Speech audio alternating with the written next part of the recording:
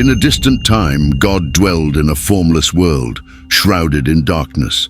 He hovered over the imperial waters, and in a sublime moment, God spoke the words that echo eternally, "Let there be light." And so it was. Light emerged, and God saw that it was good. He separated light from darkness, revealing his divine power. However, a fundamental theological question persists. Where did God come from? When heaven and earth were nothing more than a promise, when darkness reigned over a shapeless void, God already existed. He majestically dwelled alone in his divine greatness. He called light out of darkness, brought order out of chaos, and created a cosmos out of confusion. But the incessant question remained, where did God come from? Some assert that God created the earth 6,000 years ago in just 6 days. However, to be philosophically consistent and honest, the question arises, where did God come from? Furthermore, once we understand the origin of God, how can we comprehend the influence of a spiritual force on a material universe? If it is believed that God created the universe, logic leads us to question, who created God? And so begins the endless cycle of inquiries. Who created God, and who created the God who created God? The quest for truth extends to infinity, challenging our minds and leading us to question the depths of the unknown.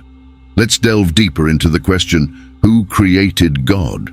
When we ask this question, we immediately encounter the idea of a created God, which is intriguing. This inquiry in itself illustrates a crucial point, that belief in God as the Creator is fundamental to our understanding. However, this question is intriguing because it leads us to consider a more plausible explanation, the impossibility of something arising from nothing.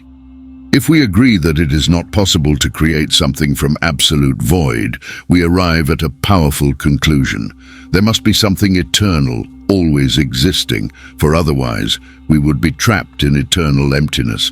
Therefore, all of us, in some way, are forced to believe that something has always existed. This is the only logical explanation. For if we accept that nothing can arise from nothing, then both you and I, who are here discussing, are something, and that something must have existed forever. The idea of something eternal, ever-present, is the key to understanding the enigma of creation. Here is the question. Everything we know about the physical world leads us to doubt that something can exist eternally, especially since the 1930s, when the Big Bang Theory was widely accepted. Our understanding of the universe has changed drastically.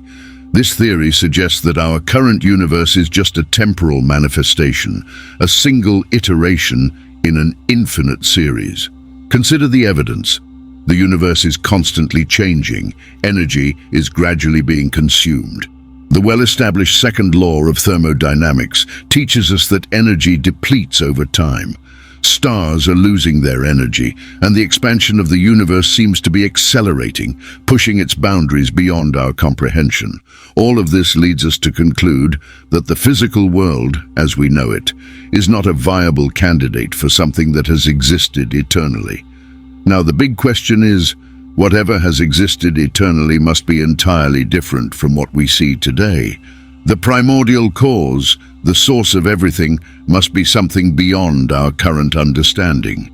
And so, we are challenged to explore the true nature of this mystery that transcends our physical world. I recognize that the idea of something existing eternally may seem challenging, but I would like to present a different perspective. Consider that everything we perceive as contingent reality, meaning things that could be otherwise, are just fleeting manifestations. Even seemingly solid objects, like this chair in front of you, were once merely possibilities on the brink of non-being.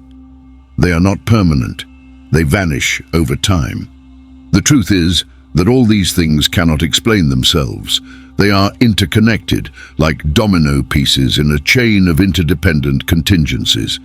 At some point, we must assume that there is something fundamental, something entirely different from what we are trying to explain. However, when it comes to God, the central claim of Christian, Jewish, and Islamic traditions is that God is eternal. Therefore, the question about the origin of God does not apply to him by definition. The only way to argue against this is to assume that everything belongs to the category of created, but that simply puts us back to square one. The ancient Greeks explored this question, and that's why the Gospel of John begins with the words, "In the beginning was the Word." This statement invites us to consider that all things have their origin in something eternal and transcendental, something beyond our understanding, something that already existed before everything. Ancient Greeks were interested in the question of two categories: what is creative and what already exists. Ultimately, this question boils down to whether there is something or someone who never came into existence. Christians claim that this being is God, and this assertion is central to their faith. The question of who created God may seem legitimate to some, but I argue that it is not. Now, for those who believe that the universe created everything, I want to pose a question. Who created the creator of the universe? This question often leaves people perplexed, and I have asked it to many scientists myself.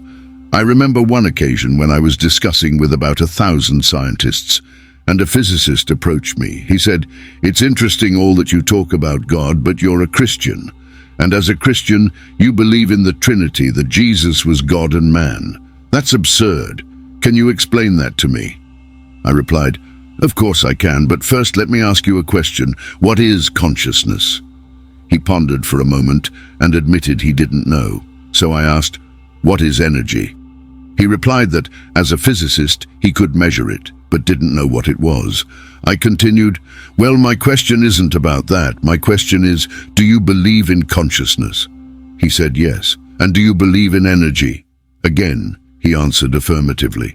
I then said, "You believe in these two things, but you've admitted that you don't know what they are. So you're an intellectual, don't worry about it." He replied, "Please don't call me that." And I concluded, "That's exactly what you were about to do with me 5 minutes ago. If you don't know what energy is, don't be surprised if energy, light, gravity, and consciousness are mysteries. Don't be surprised if all these mysteries are contained in God." The question of who created God in reality is not as complex as it may seem. When we refer to God as an eternal and timeless being, the answer becomes clear.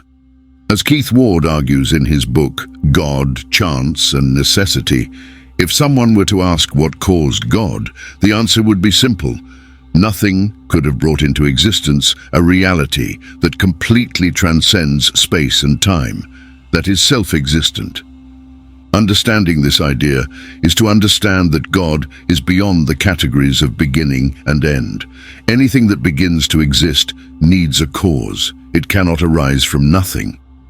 However, something that is eternal and timeless does not fit into this initial premise. It does not need a cause. Even atheists like Daniel Dennett acknowledge that if eternal truths exist, such as numbers or mathematical objects, they do not need a cause because they never come into existence. The concept of God is precisely the concept of an eternal and self-existent being, a primal necessity. Therefore, the answer is simple. God has no cause because he is self-existent. Our definition of God is the uncreated creator of the universe, who transcends all limitations of time and space. The question of who created the uncreated creator is like asking about the sound of silence or what emptiness does. What I am trying to illustrate is that there is a definition of silence that prevents us from asking such a question. Similarly, when we question who created the uncreated creator of the universe, we are following a line of reasoning that does not apply to him. This brings us to an important point. Christians base their beliefs on a God who was not created, while atheists often provide different answers. As a former atheist, I also used to believe in an uncreated creator, although my understanding was different. Perhaps I considered the idea of a multiverse generator or some quantum environment in which universes spontaneously arise. Regardless of what it was, the idea was that the universe was not created. Therefore, ultimately, everyone believes in the existence of an uncreated creator. What I would like to ask is that you continue the story. from the beginning of the universe to the impact of God's spiritual matter on the material. And considering that we all have this belief in an uncreated creator, perhaps the essential question is how this creator relates to our continuum of time, space and matter, known as the continuum. Here is the crux of the matter. All these elements, time, space and matter, must have come into existence at the same time. If there were space but no time, where would you place it? And if there were matter in space but no time, when would you place it?